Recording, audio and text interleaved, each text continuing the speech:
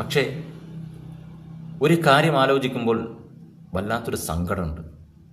മറ്റൊന്നുമല്ല, ഈ മൃഗീയമായി കൊല ചെയ്യുന്നവരും നമ്മുടെ രാജ്യത്തുള്ളവരാണ്.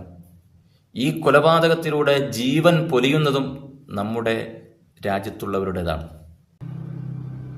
പക്ഷേ ഒരു കാര്യം പറയാതെ വയ്യ, നമ്മുടെ രാജ്യം, നമ്മുടെ ഈ സംസ്ഥാനം ഗതി പിടിക്കില്ല എന്നുള്ളതാണ്. കാരണം വേറൊന്നുമല്ല, ഈ പാവപ്പെട്ടവനെ കാത്തിരിക്കുന്ന ഒരു പെണ്ണുണ്ട് അങ്ങ് ഛത്തീസ്ഗഡിൽ. ഇവനെ അച്ചാന്ന് വിളിച്ചുകൊണ്ട് ഓടി വരുന്ന 2 മക്കളുണ്ടായിരുന്നു.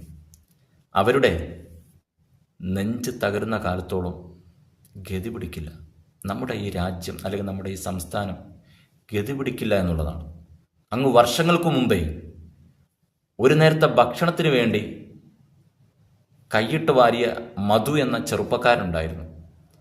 അവനെ ഇതുപോലെ ഒരാൾക്കൂട്ട കൊലയിലൂടെയാണ് കൊന്നു തള്ളിയത്. അവൻ്റെ ശാപവും ഇവിടെ നിലനിൽക്കുന്നിടത്തോളം കാലം ഇതിങ്ങനെ തുടർന്നുകൊണ്ടിരിക്കും.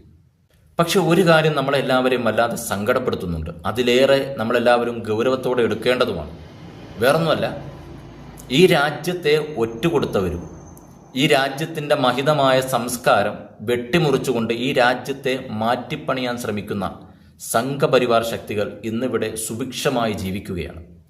ഡസൻ കണക്കിന് തെളിവുകളാണ് നമുക്ക് മുന്നിൽ വെക്കാനുള്ളത്.